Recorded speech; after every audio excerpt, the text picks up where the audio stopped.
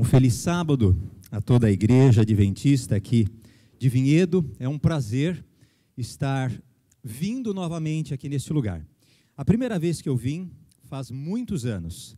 A única lembrança que eu tinha do espaço é que era uma igreja que ficava próxima a um campo de futebol, me parece que o campo ainda está ali, e que era uma igreja diferente da tradicional. Normalmente as igrejas têm a profundidade maior do que a sua largura. E eu me lembrava que era uma igreja que era mais larga do que profunda. Então, presumo eu que ela esteja exatamente no mesmo espaço de talvez 20, 25 anos atrás, que foi quando eu visitei esse espaço. Aqui ainda continua sendo o campo da seleção de Master, não mais. É? Aquela seleção brasileira que jogava Rivelino, jogava Edu, não mais. Agora é o futebol feminino, sorte dos palmeirenses, né? Aqui do lugar. Ok.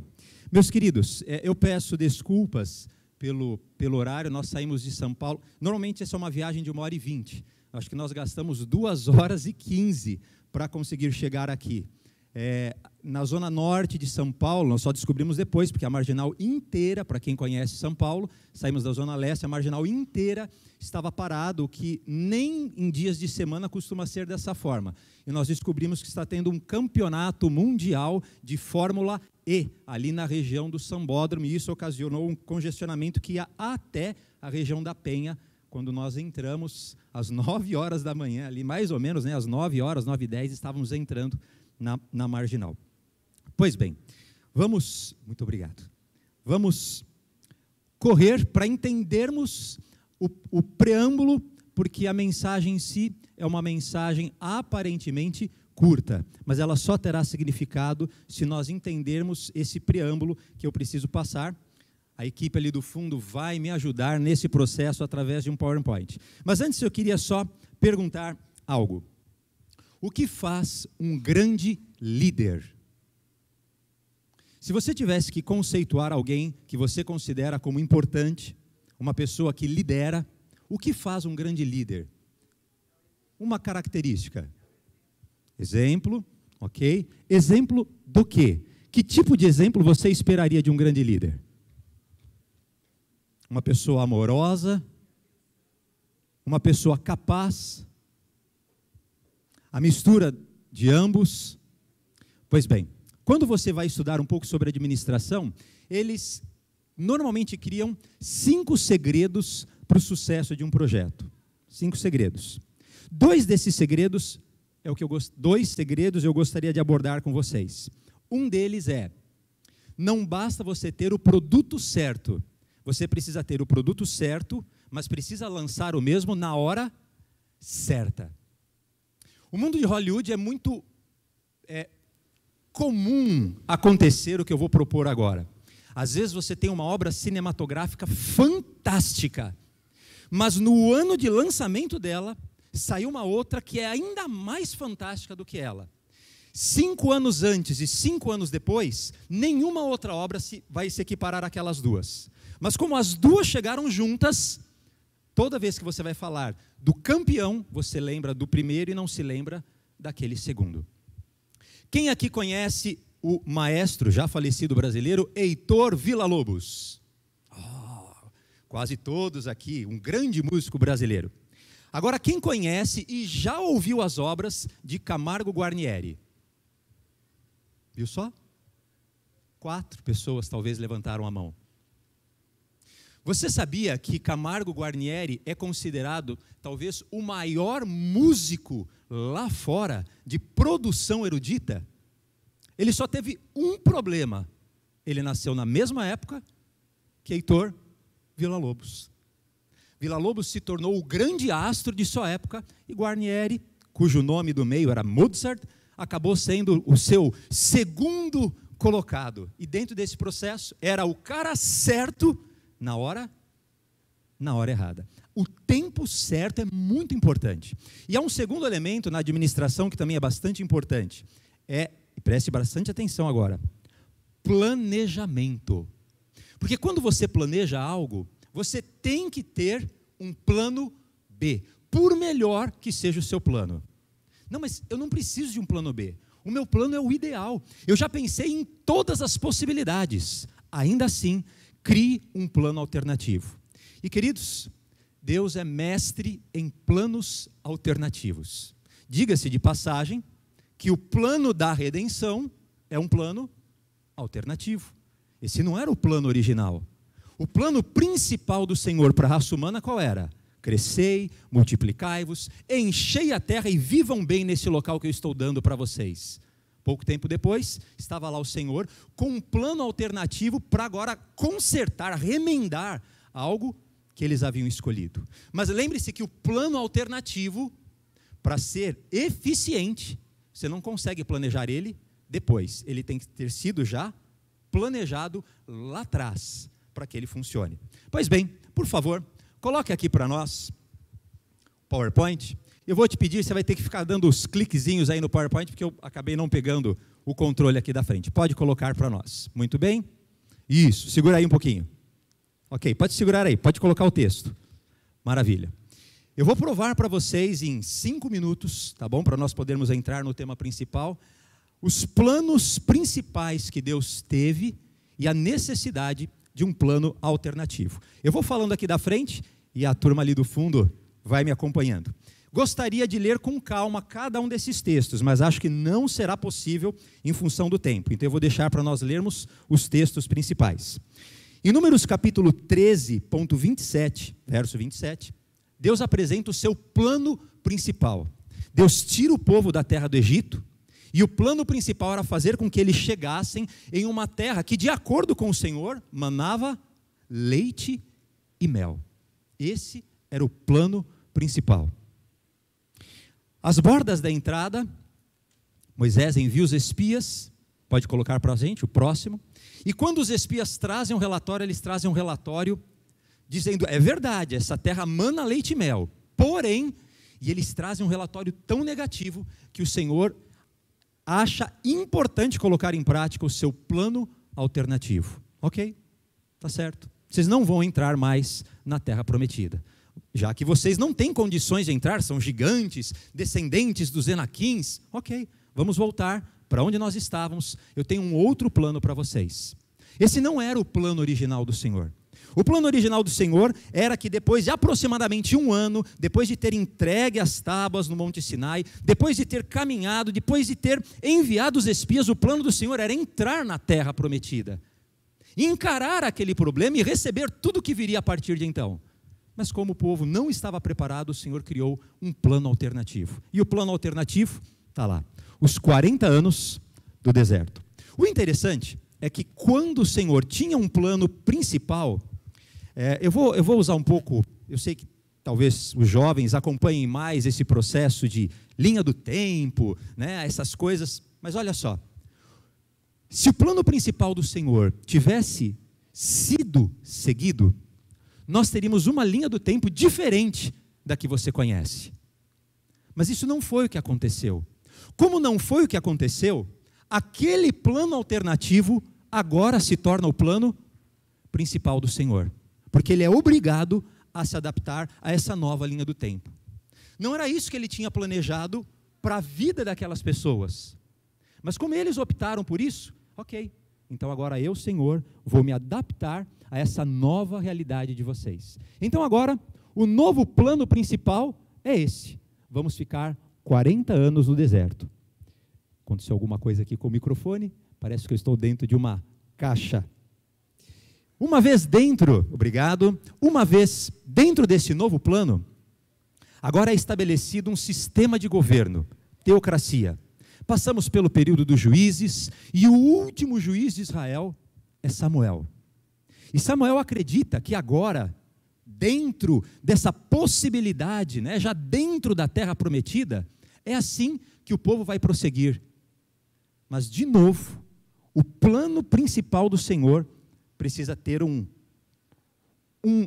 atalho diferente. O povo pede para Samuel um rei. Esse não era o plano do Senhor. O plano do Senhor para a vida de Israel não era a monarquia, era a teocracia.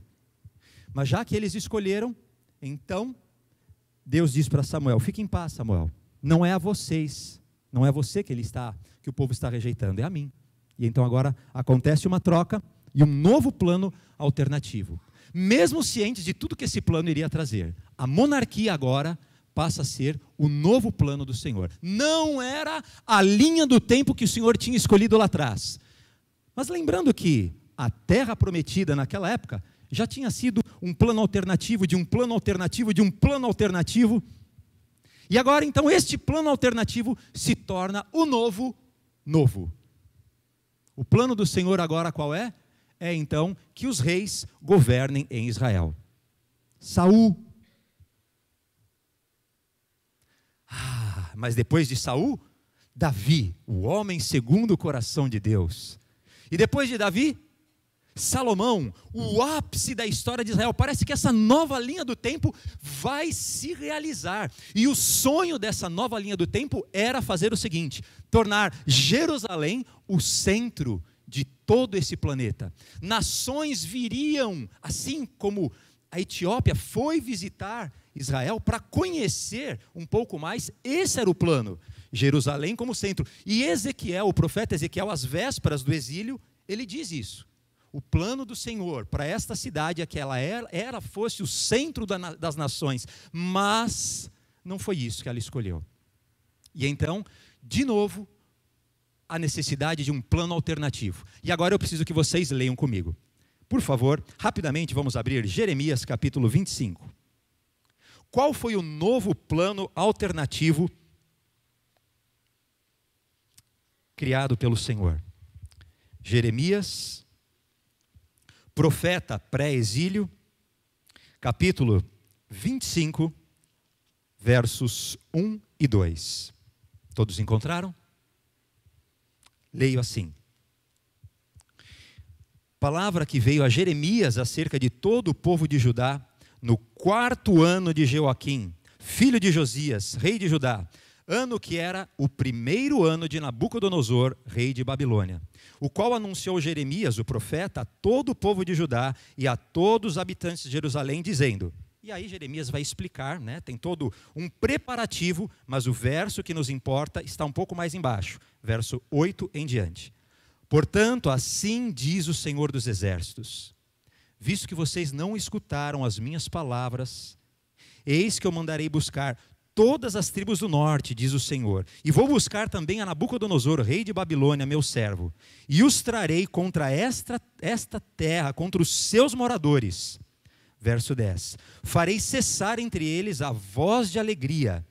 Verso 11, toda essa terra virá a ser uma terra de espanto, e estas nações servirão ao rei de Babilônia durante 70 anos. Então, meus queridos, um novo plano alternativo foi criado.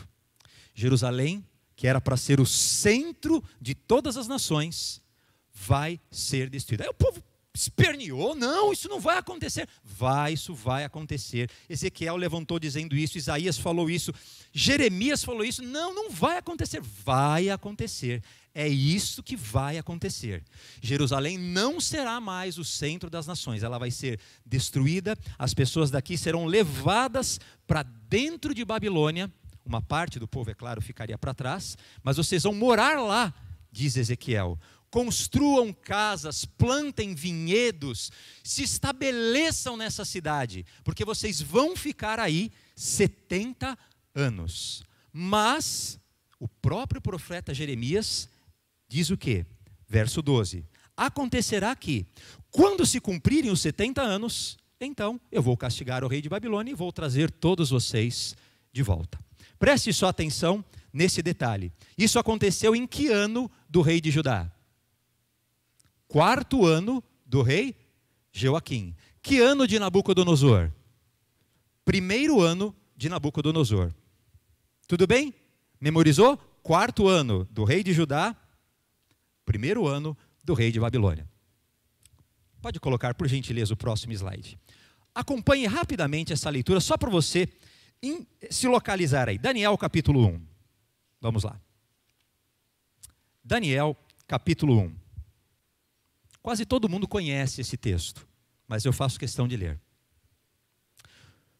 No 3º ano do reinado de Jeoaquim, rei de Judá, veio Nabucodonosor, rei de Babilônia, e cercou Jerusalém. Quando Deus deu aquela profecia para Jeremias, qual era o ano de Jeoaquim? 4º. Qual era o ano de Nabucodonosor? 1º. Daniel vai ser levado cativo para dentro de Babilônia na primeira safra.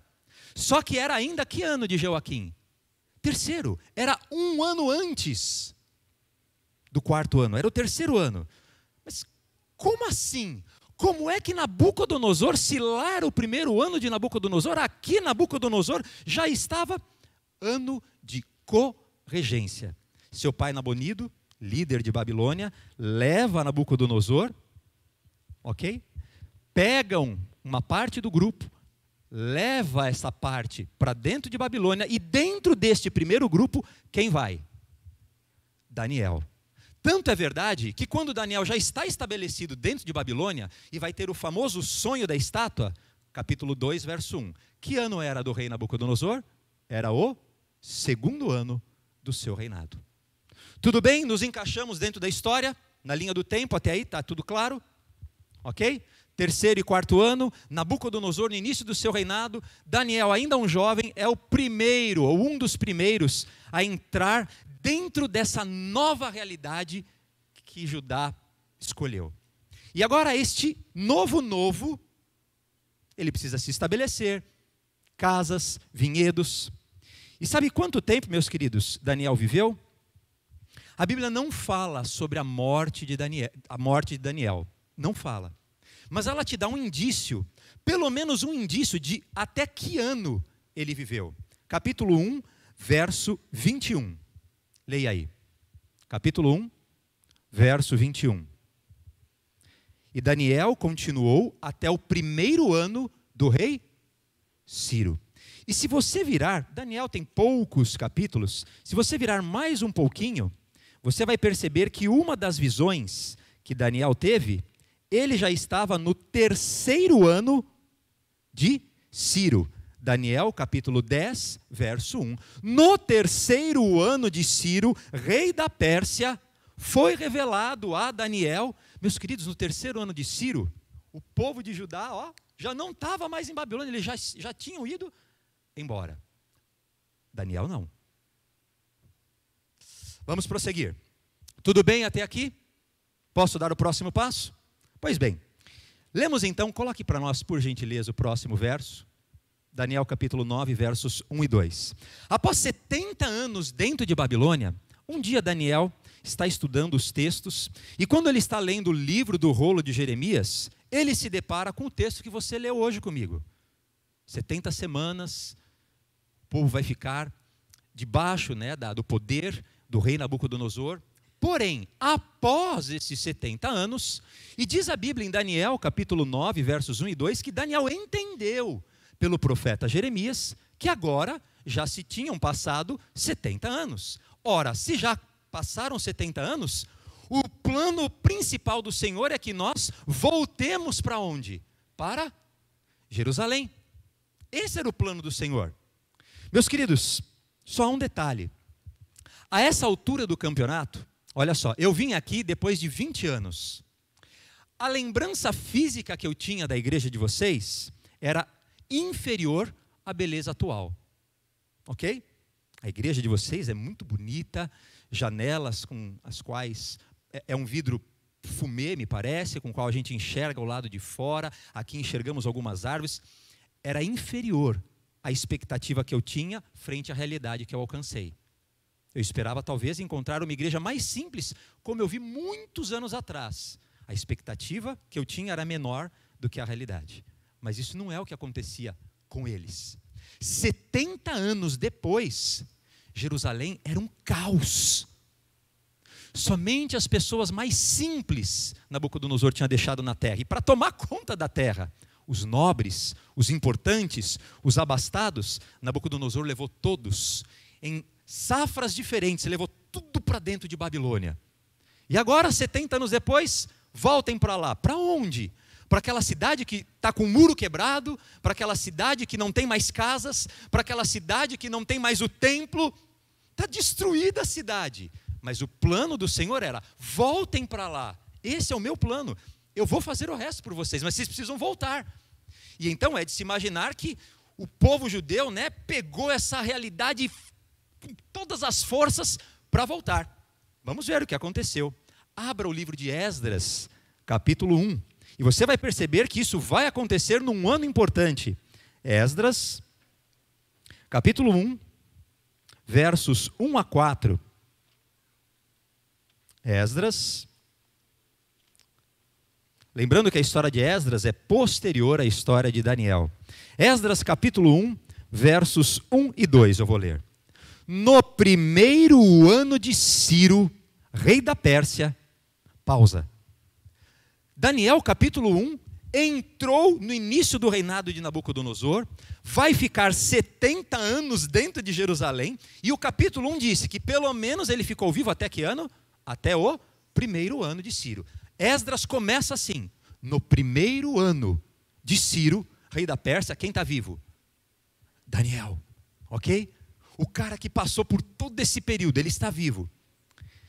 Para que se cumprisse a palavra do Senhor, por boca do profeta Jeremias capítulo 25, que nós lemos, o Senhor fez com que o seu espírito entrasse em Ciro, e Ciro, o rei da Pérsia, fez passar um pregão por todo o seu reino, e ele disse, verso 2, o Senhor, Deus dos céus, me deu todos os reinos da terra, e ele me encarregou de edificar uma casa na cidade de Jerusalém de Judá.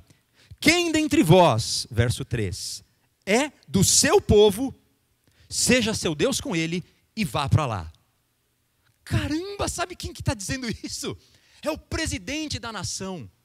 Não é o presidente da comunidade batista, não é o presidente da comunidade adventista, não é o presidente, não, é o presidente do Estado, ok? É o presidente de uma nação que não tem cunho religioso. Esse presidente se sente movido, a Bíblia não explica como, mas você, um bom entendedor, pode imaginar que além do Senhor mexer os pauzinhos, o Senhor sempre usa recursos humanos. Quem provavelmente deve ter chegado com uma mensagem: olha, eu gostaria que você lesse algo de alguém que é do nosso povo, que escreveu isso há muitos anos atrás, antes de você nascer, Ciro, dá uma olhadinha. Tinha que ser alguém que com certeza Ciro confiasse. E o livro de Daniel e o livro de Esdras parece que agora começam a se ligar. E então, quando ele vê isso, falou: caramba, meu nome está aqui, quantos anos tem esse livro? Manda passar aí no carbono 14 da época para ver se é verdade, que tem tudo isso de idade, esse pergaminho. Então abre-se lá, é verdade, senhor, esse pergaminho já existia há muitos anos atrás, inclusive ele já passou pela mão de Nabucodonosor. Então é verdade, já sabiam que eu iria nascer, esse seria o meu nome, eu seria líder da Pérsia, e eu libertaria esse povo, então eu tenho que fazer isso. Todo mundo que é desse Deus e desse povo pode voltar para Jerusalém. Esse já era o plano alternativo do alternativo, mas que agora se tornou o plano principal. Porque o Senhor é mestre em reconstruir aquilo que você destrói. Porque você tinha um plano original nas mãos do Senhor. E normalmente nós não seguimos o plano que o Senhor tinha estabelecido para nós. E talvez um dia, na eternidade, o Senhor nos mostre todas as possíveis linhas do tempo que Ele tinha planejado para a sua vida. E cada vez que você vai tomando um rumo diferente, o Senhor se readapta, cria um novo plano alternativo para que você consiga chegar ao final. E nesse novo plano alternativo, Ciro fez parte. E agora, meus queridos, o povo está pronto para ir embora. E aqui o capítulo 2 diz que um homem liderou esse processo. Capítulo 2, verso 1. São estes os filhos da província que subiram do cativeiro, blá, blá, blá, blá, blá, blá. Verso 2. E vieram com Zorobabel. Grava esse nome. Zorobabel é o homem que vai levar todo o povo de volta. E, meus queridos, a história poderia ter continuado de uma forma fantástica se todos tivessem voltado.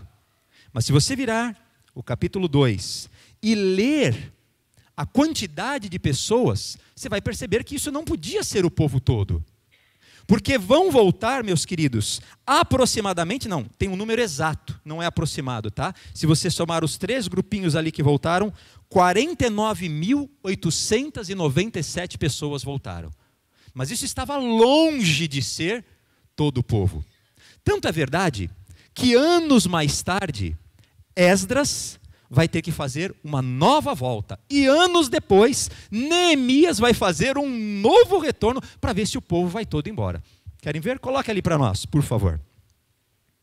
Pode colocar os próximos. Isso. Surgiu um problema, muitos não voltaram, e a gente tem isso escrito ali no próprio livro de Esdras. Para nós ganharmos tempo, eu vou ler esse texto aqui rapidamente para vocês. Esdras capítulo 7, versos 7 e 8, e diz assim: na época de Esdras, Esdras chegou a Jerusalém no 7º ano do rei Artaxerxes. Tudo bem? 7º ano do rei Artaxerxes. Bom, meus queridos, pode colocar o próximo e último slide? Pode colocar? Então vamos lá. O plano principal do Senhor era: saiam todos, liberdade, vão fazer uso dela, voltem para Jerusalém. Pode colocar o próximo? Nem todos foram. Então o Senhor precisou criar um plano alternativo. O plano alternativo foi Esdras, lá no 7º ano de Artaxerxes. Anos depois desse processo, do 1º ano de Ciro, depois de Ciro vai reinar o filho Cambises, depois vai reinar o falso Esmerdes, depois de falso Esmerdes vai reinar um Dario, depois vai vir Assuero, que é chamado de Xerxes, para então chegar Artaxerxes I. Tem vários monarcas aí nesse meio. E meus queridos, eu preciso dizer para vocês que às vezes, coisas que acontecem na nossa vida, não acontecem porque o Senhor as planejou. É o Senhor que está guiando a sua vida e a minha. Mas essas coisas acontecem porque você escolheu um caminho diferente do plano original. E por escolher esse caminho diferente, a história precisou ser modificada, o Senhor precisou restabelecer tudo e criar um novo plano, um plano alternativo. O plano de Deus não era que todo mundo saísse da Pérsia agora, né? Porque era Babilônia, agora já era Pérsia. Sai todo mundo. Se todo mundo tivesse saído, não teria acontecido. Uma das histórias mais diferentes, e que eu vou agora, talvez em 10 minutos, é possível, mas 10 minutos, só discorrê-la, porque ela é o foco da nossa lição principal. Ela não aconteceria.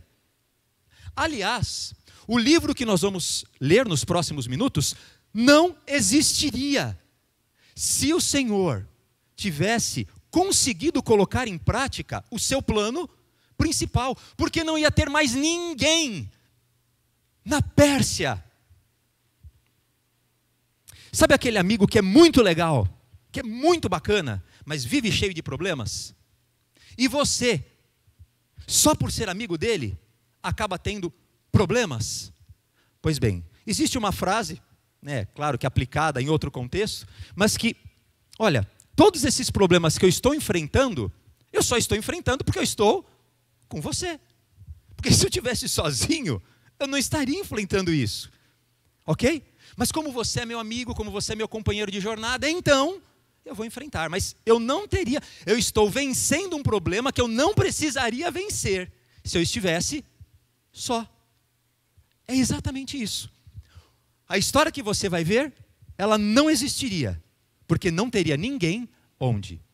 Na Pérsia, não dos judeus. Mas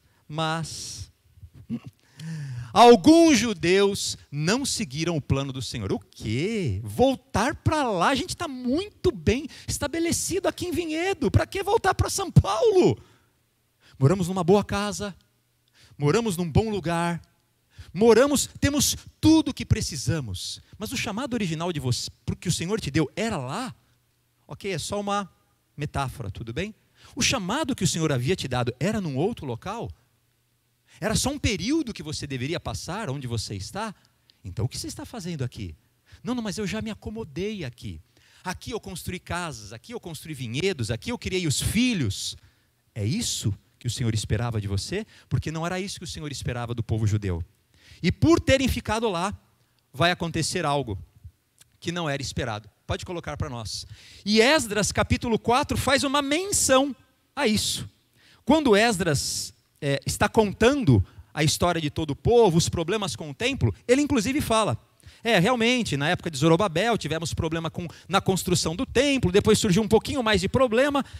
Verso 6, no princípio do reinado de Assuero, até escreveram uma acusação contra os judeus. E aí ele continua o texto. E então, verso 7, nos dias de Artaxerxes, rei da Pérsia, chega na história dele, Esdras. Mas Esdras olha para trás e ele fala assim, olha, o problema todo começou na época de Zorobabel. Eles começaram a ter dificuldades na hora de construir o templo. Eu estou aqui, no 7º ano de Artaxerxes, mas ouvi de uma história, anos atrás, na época do rei Assuero, que escreveram inclusive uma acusação contra essas pessoas. E então nós chegamos e dele vamos encerrar no livro de Esther. A história de Esther, meus queridos, não era para existir no plano do Senhor. Ela não fazia parte do plano principal. A história de Esther foi um plano alternativo, que o Senhor previamente precisou escrever, ciente de que o povo não cumpriria o seu plano original, que era sair da Pérsia e voltar para Jerusalém. Abra o livro de Esther. Eu não preciso ler todos os textos, aliás, eu vou ler só, acho que um texto oficial, porque a história de Esther você conhece. Nos dias de Assuero, ok? Para ser mais específico, no 3º ano de Assuero, ele dá uma grande festa. No meio da festa, bêbado, né, cachaceiro, ele pede para que Vasti entre. E quando Vasti recusa, ele faz o quê? Então eu não quero mais você como minha esposa, e estabelece um novo sistema. Vamos fazer um concurso. Foi a proposta, né, que Micmã deu para ele. Vamos fazer um concurso para ter uma nova pessoa aqui. Bom, entre essas pessoas vai aparecer Esther. Mas tem um verso que você precisa ler, para você entender quem foi Esther. Por favor, capítulo 2, verso 5. Porque esse não é o livro de Esther. Deram esse nome para o livro, mas deram esse nome de forma errada. E você vai entender. Verso 5. Na cidadela de Suzã, havia um certo homem judeu, benjamita, chamado Mordecai, filho de Jair, filho de Simei, filho de Quis.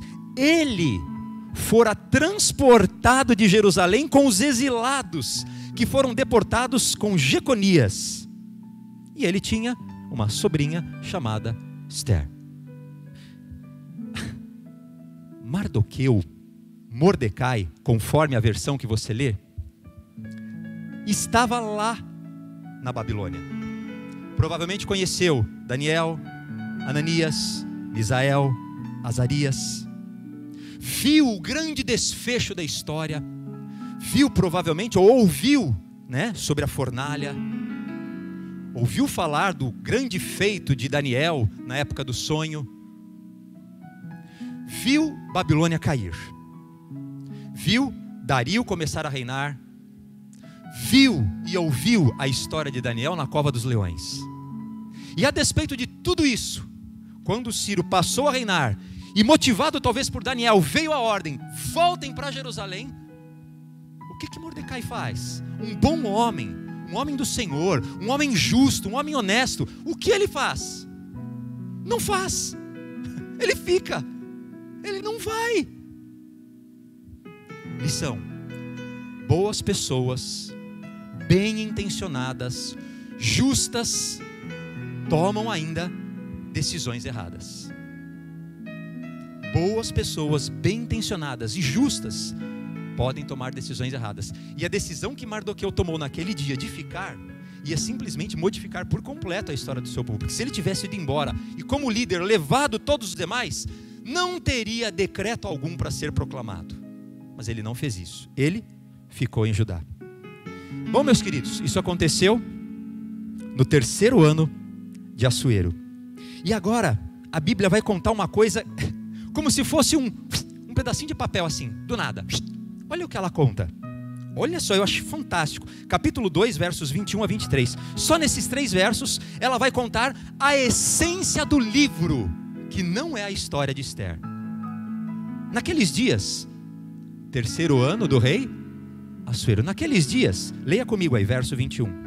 Estando Mordecai sentado à porta do rei, 2 eunucos do rei, dos guardas da porta, Bigtã e Teres se indignaram e tramaram atentar contra a vida do rei. Isso veio ao conhecimento de Mordecai. Ele revelou a rainha Ester, e Ester disse ao rei em nome de Mordecai. Investigou-se o caso. Era fato. Ambos foram pendurados numa forca, e isso foi escrito no livro das crônicas perante o rei.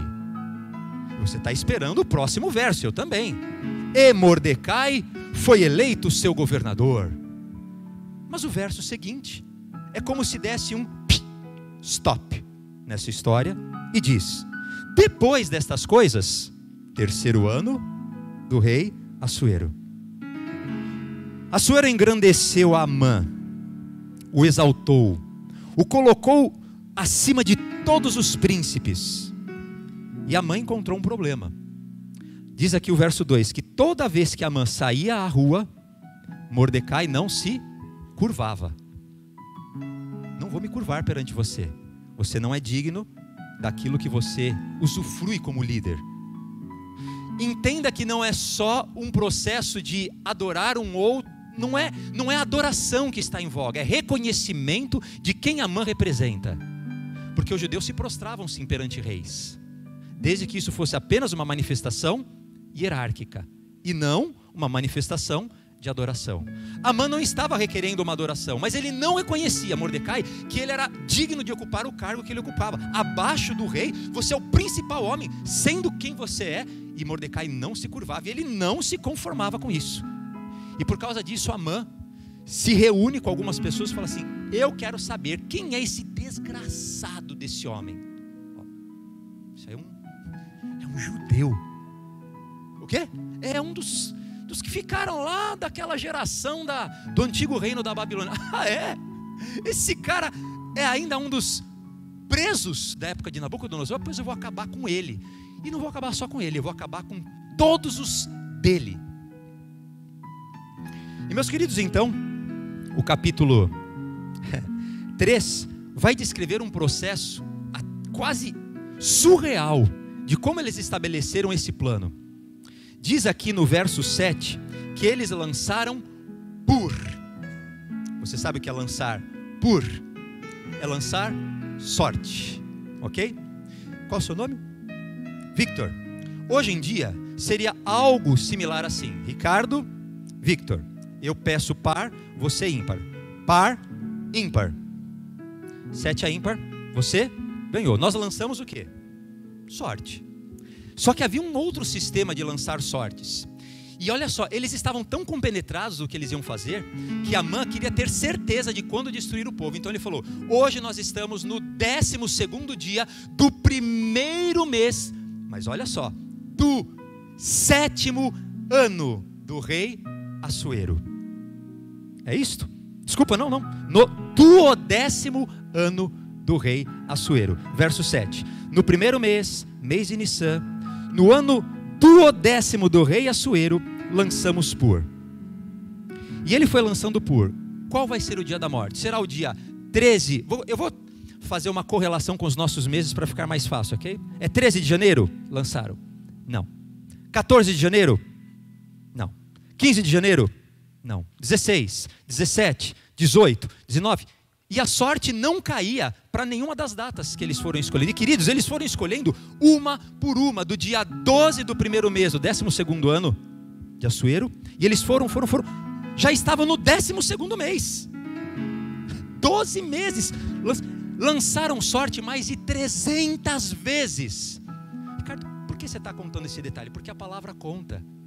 Porque ela quer te dizer que até as decisões mais imbecis, até as decisões mais toscas, podem ter como precedente um grande glamour. Mas se a premissa não for correta, o resultado vai ser catastrófico. Lançaram sorte 300 vezes e chegaram então ao dia. Caiu! É o dia 13º do mês 12. Esse é o dia que o povo vai ser destruído.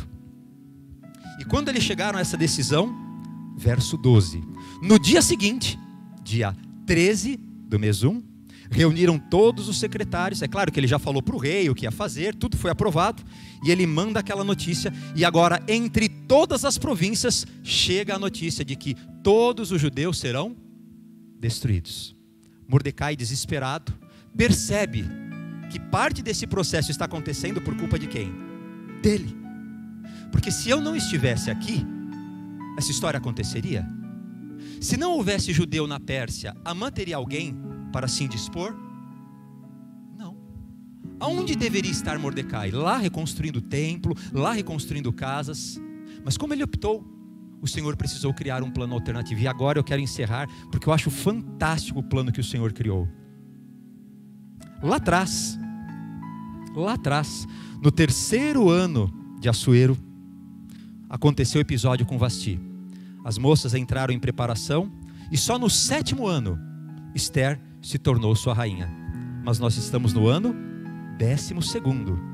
Do 7º ano até o 12º, 8, 9, 10, 11, 12. 5 anos se passaram. E aquele benefício que Mordecai deu ao rei, porque o rei só estava vivo por causa de Mordecai, aquilo foi guardado. E então Amã recebe um convite. A rainha, a mulher mais poderosa da Pérsia, faz um convite para o rei: venha jantar comigo. Traga também quem? Amã. E naquele jantar, ela dá do bom e do melhor para esses 2 homens comerem. Amã se sente extremamente lisonjeado, o seu ego está lá em cima. E quando eles saem, a Bíblia conta isso quase que numa linguagem romantizada. Diz que ele saiu pisando como se estivesse pisando em nuvens. E quando Amã sai do palácio de Esther, onde aconteceu tudo, para contar para todo mundo do seu jantar, quando ele vê quem está lá na frente? O desgraçado do Mardoqueu ou Mordecai está lá. E a Bíblia diz que todo aquele glamour agora se transforma em ódio. E ele esqueceu até do glamour, do jantar, ficou com tanta raiva que ele chegou em casa e ele disse, capítulo 5, verso 13: nada do que a rainha fez me satisfaz, enquanto eu vir esse judeu Mordecai assentado à porta do rei. Então Zeres, sua mulher, disse, leia comigo, são os versos finais, capítulo 5, verso 14. Então disse Zeres, sua mulher, faça uma forca e pela manhã vá até o rei, antes de todos acordarem, e mande enforcar Mordecai. E então volte à noite alegre para o próximo banquete, porque o banquete que a rainha Esther pediu era na noite seguinte. E meus queridos, ele mandou fazer a forca, está tudo pronto. Mas a providência do Senhor, que teve que criar um plano alternativo por causa de Mordecai, já tinha criado um outro plano alternativo para esse momento. E foi por esse motivo, lembra que eu falei, a coisa certa no tempo errado não dá em nada? A coisa certa precisa acontecer no tempo certo. O que Mardoqueu fez foi fantástico, salvou a vida do rei. Mas se há 5 anos atrás ele tivesse sido beneficiado, ele não teria essa carta na manga agora. E naquela madrugada, enquanto a mãe estava erguendo, aquele poste onde ele enforcaria o seu arqui-inimigo, naquela mesma madrugada, o Espírito do Senhor incomodava o rei. Acorde, Assuero. Acorde, Assuero. E Assuero virava para um lado, virava para o outro, não conseguia dormir. Virava para um lado, virava para o outro. Aí ele levantou, eu não vou dormir mais, não consigo dormir. Preciso passar o tempo. Então, peguem as crônicas do rei. Comecem a ler para mim, quem sabe eu durmo. E os caras começaram a ler as crônicas. Olha, seu antecessor fez isso. Olha, Cambises fez tal coisa. E está lendo as crônicas reais, está lendo as crônicas, para passar a noite ali, que não passava de jeito nenhum, 4 horas, 5 horas, e lendo. E no meio dessa leitura, começa o reinado dele. Meu reinado, eu sou muito bom, Xerxes primeiro ou Assuero, tanto faz, ok? Foi o mesmo personagem. E no meio dessas leituras, capítulo 6, verso 1, não pôde o rei dormir, mandou trazer o livro dos feitos memoráveis, e no meio dessas leituras, leu-se que no 7º ano do seu reinado, ele já está no 12º, um homem salvou sua vida. Falei, o quê? Quando que isso aconteceu? O senhor não lembra? Quando Bigtan e Teres atentaram contra a sua vida? Eu lembro realmente de algo assim. O que fizeram para esse homem? Nada. Como assim não fizeram nada? O cara salvou a vida do rei. E ele é um jovem aí fora, é um plebeu, o que acontece? Nada, Senhor, não fizeram nada para ele. Ele então, exatamente nesse momento, começa a pensar: o que eu devo fazer por Mordecai? O sol está raiando, quem está pisando dentro do palácio? Exatamente no momento que ele pensa: o que eu devo fazer? Não foi uma hora depois, foi exatamente nesse momento. E quando diz aqui, verso 3, verso 4, perguntou o rei: alguém já entrou no pátio? Porque era muito cedo. E então alguém fala, a Bíblia descreve assim: ora, Amã tinha acabado de entrar no pátio exterior da casa do rei, para dizer que enforcassem a quem? E aí acontece o que você conhece, ok? Que não é o importante para nós. O importante é o que acabou de acontecer. O que vai acontecer você sabe, se alguém desconhece a história. Ele pergunta o que deve fazer ao homem a quem o rei quer agraciar. Amã acha que é com ele, fala: cavalgue, né, em cima do seu cavalo, coloque as túnicas reais. Ele fala: exatamente, faça isso tudo em Mardoqueu. Com ódio mortal ele coloca Mardoqueu no cavalo, sai o dia inteiro. Que dia de humilhação! Tinha construído na noite anterior uma forca, e ao final desse dia de angústia, ele chega em casa, senta, e a mulher dele fala: o que aconteceu? Ele fala: eu tive que fazer isso. Aí a mesma mulher que mandou ele fazer a forca falou: ixi, a história não está boa para você, porque se começou assim, vai terminar mal. Ela terminou de falar isso, batem na porta. Eram os guardas. Abrem a porta: viemos te buscar para o jantar, o segundo jantar. Ele mal se trocou de roupa, foi, chegou para jantar. Esther fala: olha, que bom que vocês vieram, porque eu queria dizer mesmo, na verdade é o seguinte: por que o Senhor quer me matar? Diz para o rei. O rei fala: o quê? É porque o Senhor mandou fazer um edito para acabar com a minha vida e a vida de todo o meu povo. E quem te incitou a isso foi esse homem. E apontou o dedo. Aí, coitado, aí o cara: eu? Você é judia? É, eu sou judia. O rei Assuero, revoltado, vai para um canto, ele vai clamar por sua vida: por favor, me salva. Quando ele olha, ele acha que ele está, se debruçando, está forçando a rainha Esther, e manda, é claro, matar Amã. Mas, meus queridos, a história de Esther, eu preciso dizer para você isso: Esther, a rainha, e Assuero, o rei, são apenas os coadjuvantes dessa história. Porque a história real, esse livro deveria se chamar o livro de Mordecai. E eu não estou brincando. E assim encerra o livro de Esther, capítulo 10, versos 1 a 3. Vamos ver o que fala sobre Esther no encerramento do livro de Esther. Depois disso, o rei Assuero colocou o tributo sobre a terra. Quanto aos mais atos do seu povo, blá blá blá blá, ao relatório completo da grandeza de Mordecai, a quem o rei exaltou, não está escrito no livro da história? Porque o judeu Mordecai foi o segundo depois do rei Assuero, grande para com os judeus, estimado pela multidão e seus irmãos, tendo procurado o bem-estar. De quem é esse livro?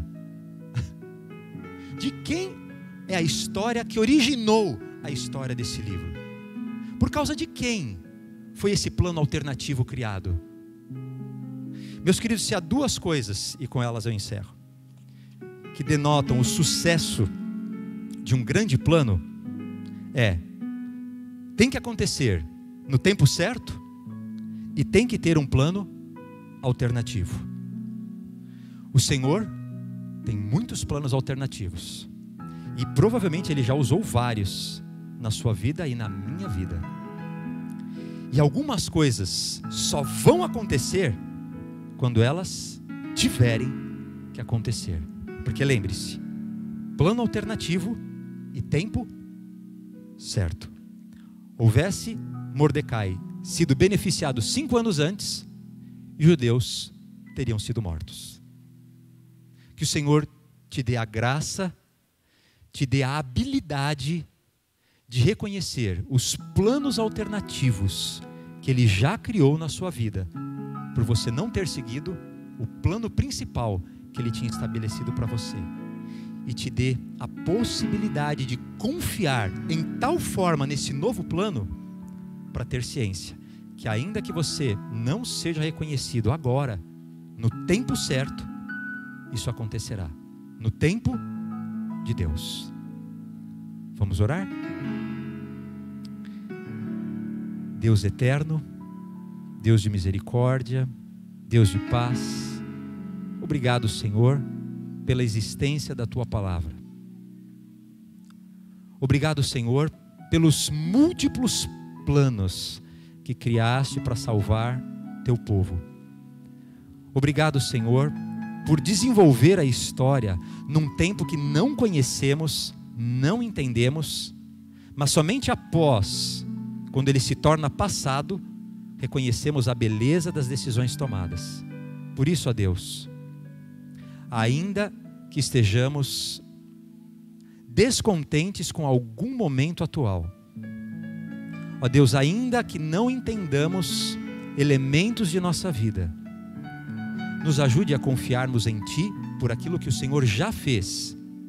E com certeza num futuro próximo, o Senhor abrirá diante dos nossos olhos os múltiplos planos alternativos que o Senhor criou para nos salvar e como coisas aconteceram no tempo certo, na hora certa. Despeça-nos com Tua paz, em nome do Senhor Jesus.